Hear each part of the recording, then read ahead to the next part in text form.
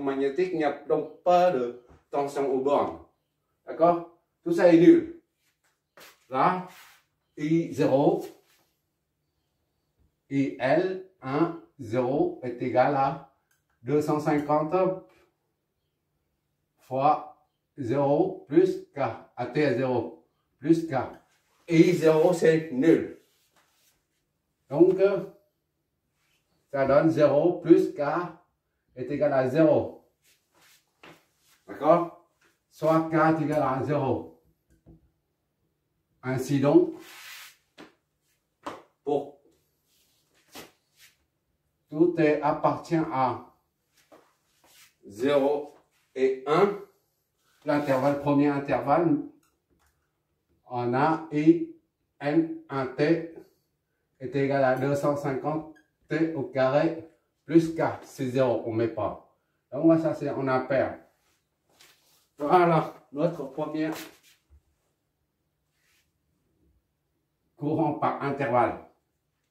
D'accord? Et la dernière, pour le deuxième intervalle, maintenant.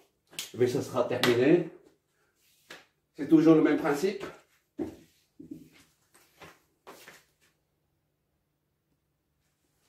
On y va pour le deuxième intervalle. Pour tout appartient à 1 et 2.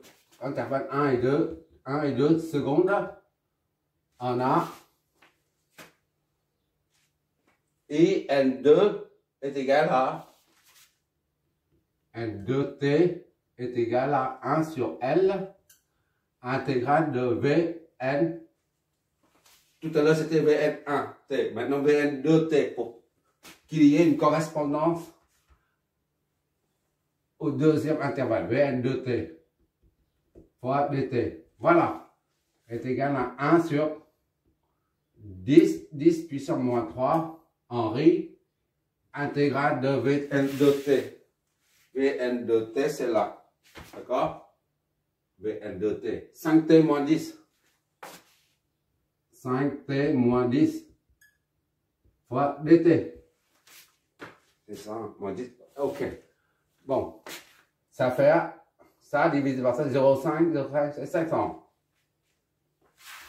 I N de T est égal à 1 divisé par ça. C'est comme tout à l'heure, ici. Là. On met en facteur 1 sur 10, 10 puissance moins 3, d'accord? Ça, 5 au sort. Fois 5 intégrale de T moins 2. dt. On met 5 en facteur, il reste T. Et ici, il reste moins 2, d'accord? Et une fois mis en facteur de 5, on sort d'ici, là. C'est la 5. 5 divisé par 10, ça donne 0,5. D'accord? 0,5, 10 moins 3, tu le mets au-dessus, ça va 10 plus 3. D'accord?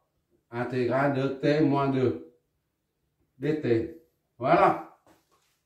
Ça, c'est égal à 500. D'accord? C'est toujours 500. Tu déplaces la virgule 500. Intégrale de T moins 2. dt. Maintenant, il faut l'intégrer. Donc, IN de T est égal à 500 fois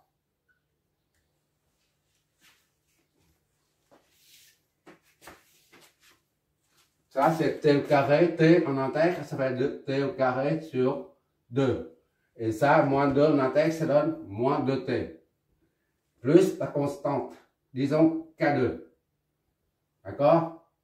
Ça donne, multiplie, ça donne 250 T au carré. Et ça, multiplie, ça donne 1000.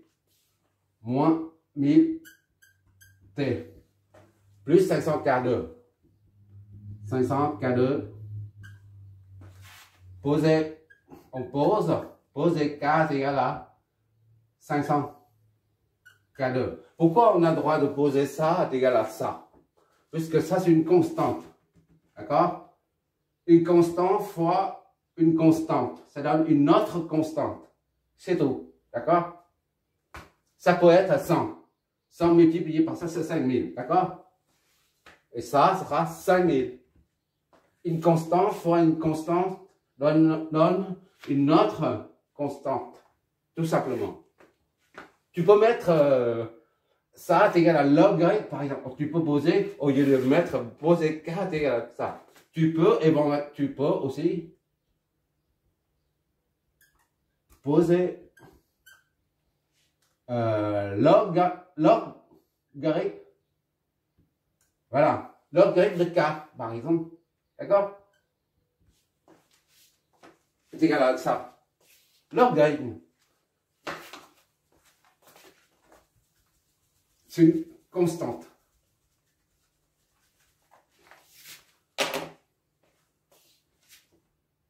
Donc, IN de T est égal à 250 T au carré moins 1000 T plus K. D'accord? Provisoire, non, non, non. Tout à l'heure, on a trouvé ça. Tu regardes bien ici. Tout à l'heure, quand on arrivait là, pour trouver la constante K, on devait revenir en arrière pour exploiter les conditions initiales, qui est IL 0 était là 0. Tu vois là, IN1 0 était là 0. D'accord? Donc, tu affectes 0 à T. Puisque tu es dans l'intervalle 0, entre 0 et 1. La condition initiale se trouve pile poil à 0. D'accord? Donc, tu peux exploiter la condition initiale qui est là. Mais maintenant, là, ici, là, tu es dans le deuxième intervalle. De 1 à 2. D'accord? De 1 à 2 secondes.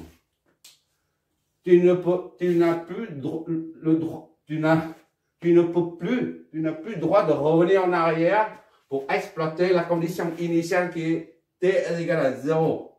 Puisque on n'est plus à 0, on est à 1 dans l'intervalle 1 et 2.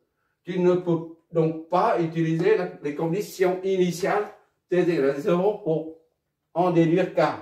C'est-à-dire tu ne peux pas dire, voilà, IN2, 0 est égal à 250 fois 0 au carré moins 100 moins 1000, 0 plus K.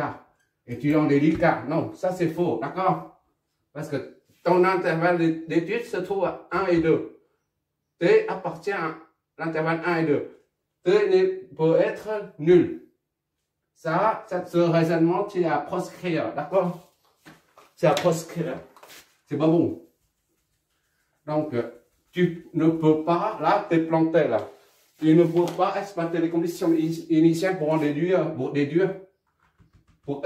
calculer K. Comment tu vas faire? Bah, comment on va faire?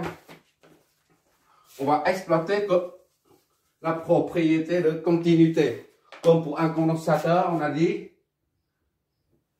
on exploite la continuité ICT. Ici. Et là, c'est la tension VCT. Pour un condensateur de VCT, il y a une continuité. Tandis que pour une bobine,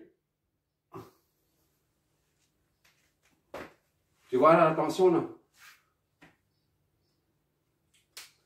Tu ne peux pas là. Là, ici, tu ne peux pas. Tu n'as pas besoin d'étudier la bulle. Ici, il n'y a pas de continuité là. La tension, il n'y a pas de continuité. À partir de 1 seconde, ça chute. Ça démarre à partir de 1 seconde. Ça monte 0 à 5 volts. Après, ça chute. Puis à partir de moins 5 volts, ça remonte jusqu'à 0 volts. Il y a une rupture brusque. Il n'y a pas de continuité. C'est-à-dire, ici, là, VL, là, VNT ou VST, là, pas de continuité. D'accord? Pas de continuité. Ça se voit à l'œil. Donc, on va exploiter la propriété de continuité du courant, INT. D'accord?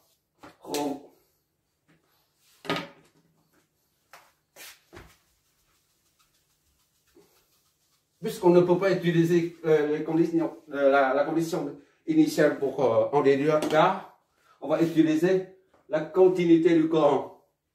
le courant, comme on a dit, ici, là.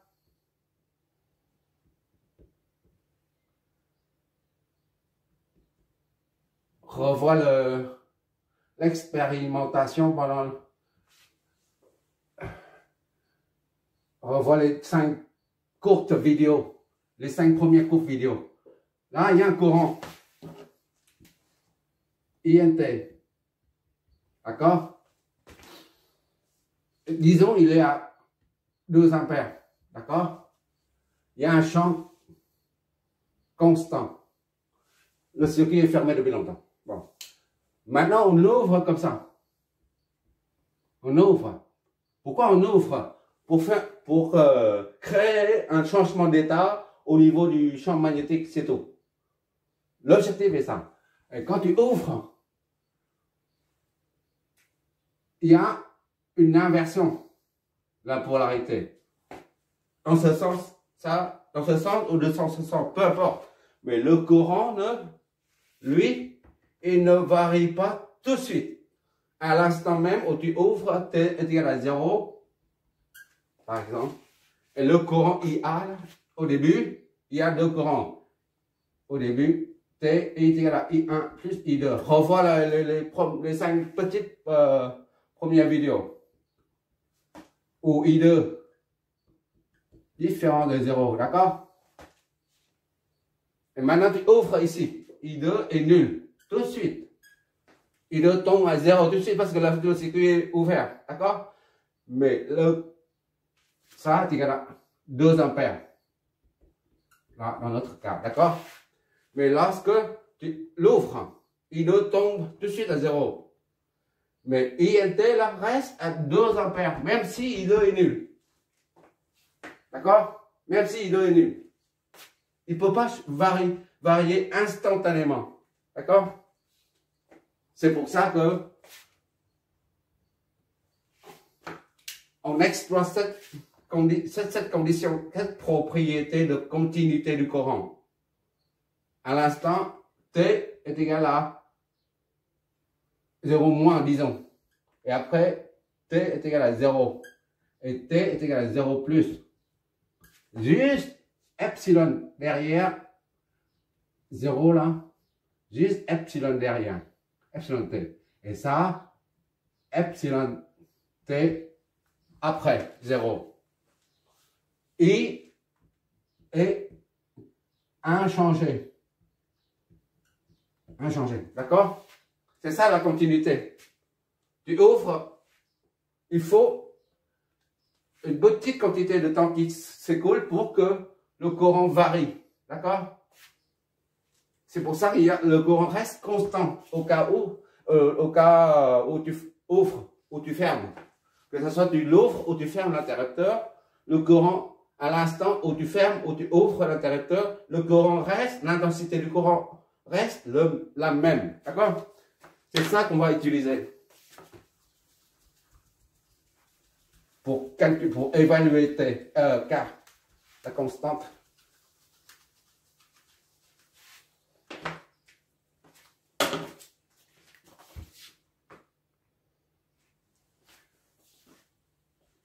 On va traduire maintenant la continuité. On va utiliser continuité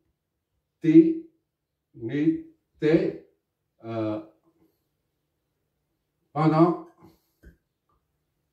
2 intervalles. C'est-à-dire continuité entre 0 et 1 seconde.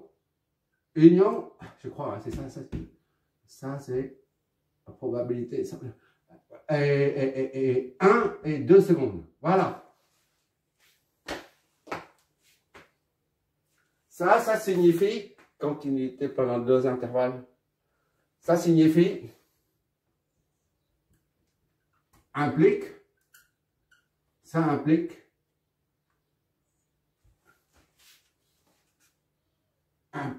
ça, implique. I, ça c'est pour I, N, 1, T. D'accord? Et ça c'est I, N, 2, T. D'accord? La continuité se passe à ce niveau-là, à 1, à 1 seconde. Tu vois là? Ici, là, c'est à ce niveau-là. La continuité. C'est pas à 0 ni à 2. La continuité, c'est là. Tu peux. Bon, c'est I. On va traduire ça. On va traduire cette continuité d'une façon mathématique. Mathématiquement, ça, la continuité se traduit comme suit. IN1 de 1 est égal à IN2 de 1. D'accord? Il y a une continuité. Le courant ne change pas pendant les deux intervalles. C'est pour ça que le courant du premier intervalle est égal à celui du deuxième intervalle. À l'instant, T est égal à 1. D'accord? Là où il y a la continuité. Donc, il suffit de remplacer IN1 de 1, c'est quoi? IN1 ici de 1. 250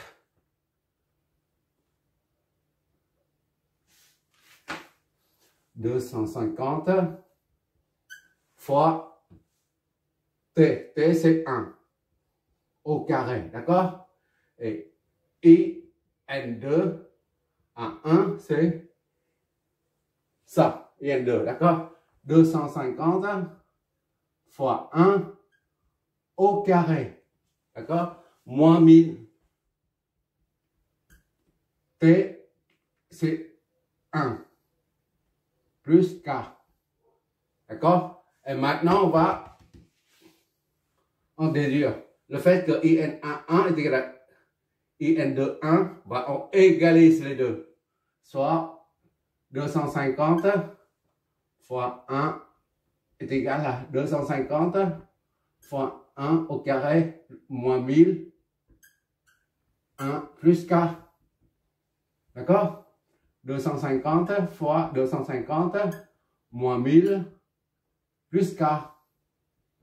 Ça simplifie, c'est 0 moins 1000 plus K. C'est-à-dire K est égal à 1000. Voilà. Ainsi donc, on a trouvé la constante K. Pour tout T appartient à 1 et 2 secondes, on a VIN de T est égal à 250 T au carré moins 1000T plus K, c'est plus 1000. Tout ça, c'est en ampères. D'accord? Je crois que c'est comme ça. Je ne fais pas de bêtises. Voilà.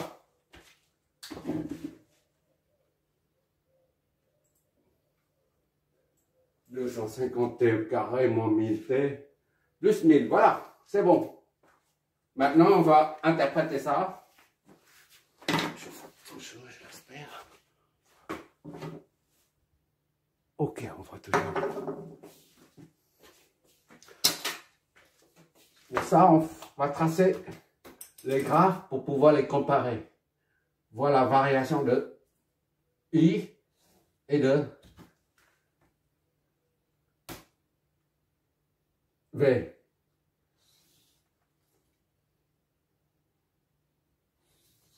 Voilà. Ça, c'est I et NT. Ça, c'est VNT. VNT. VNT. Et ça, c'est I. NT. Voilà. VNT, on remet là, ici. 1, 2. 1, 1, 2. T. T. Ça, c'est ici.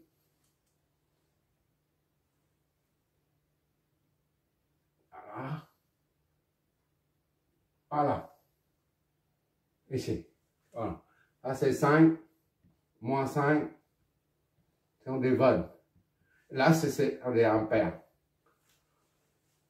Bon, on va dessiner ça.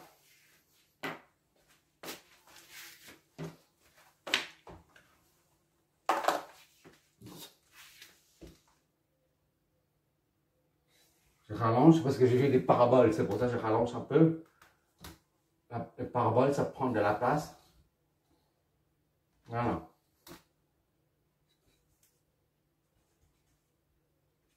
Voilà. Et ça, c'est ici. Voilà. Au premier intervalle, INT, c'est ça. C'est une parabole, d'accord? Ça, sous forme de parabole. Elle fait comme ça. D'accord? C'est une parabole, la T au carré. Et ça, c'est la même chose, c'est une parabole. Là, c'est une forme comme ça, là. Mais il est un peu décalé. D'accord? Donc, ça, c'est... Ici, là, on a cette parabole, là. Elle monte comme ça. D'accord? Et I, là, IN. Pour le premier intervalle à 1 est égal à I. Pour le deuxième intervalle à 1. Ça, c'est fait ça. Voilà.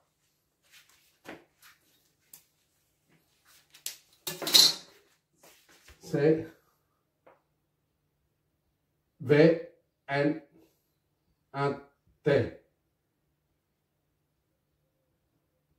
V, N, 2, T. D'accord? Et ça, c'est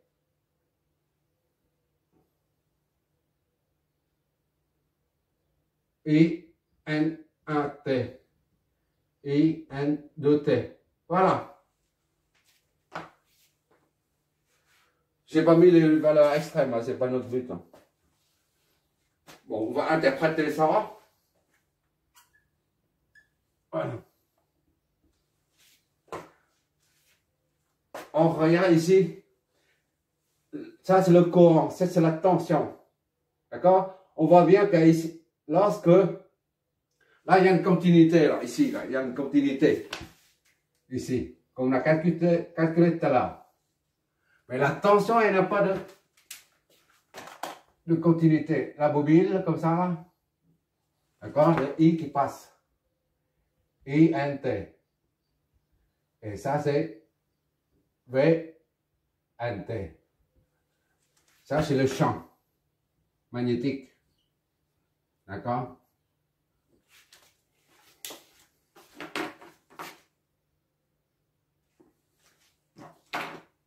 Bon, ça, c'est mon plus et moins.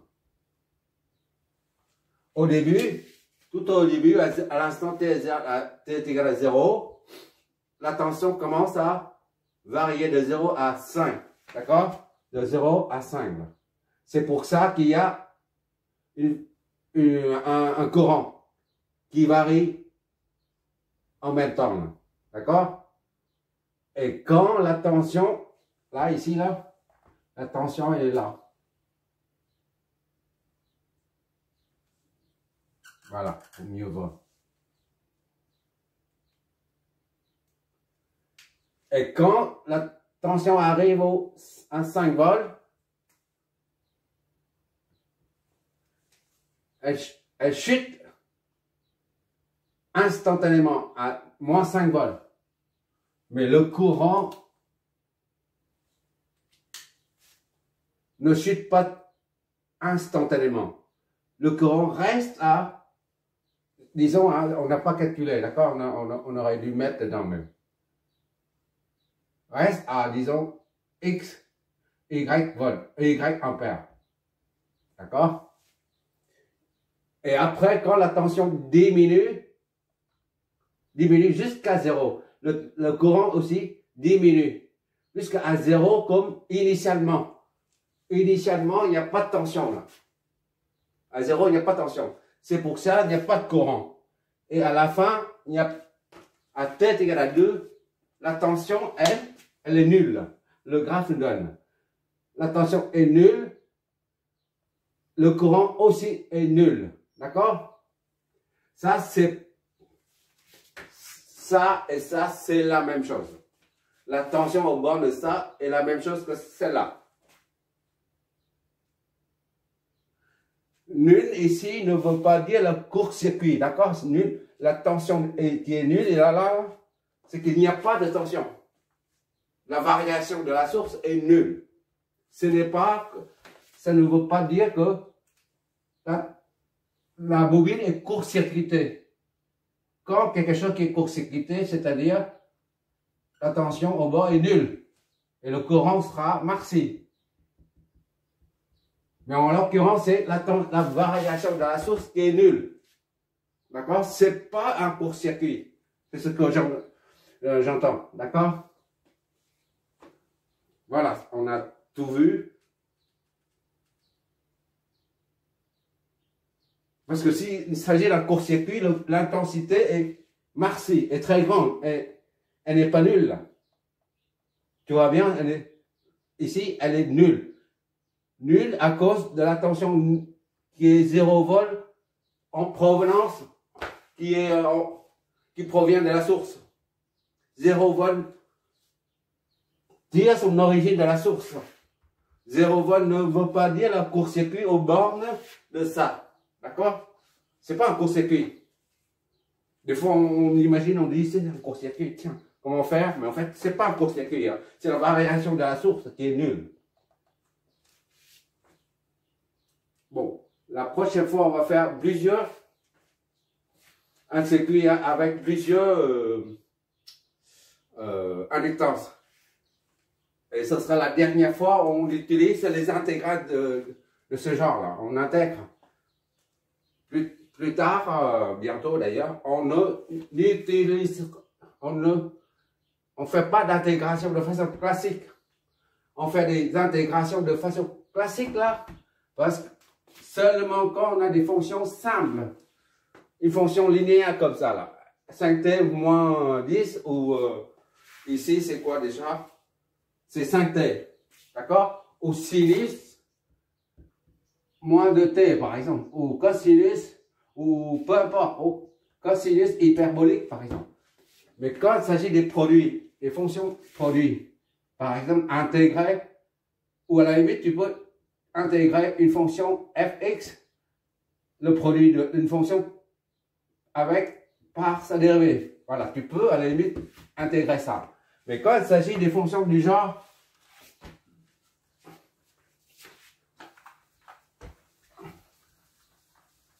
si tu as une fonction comme ça à intégrer, E de t sinus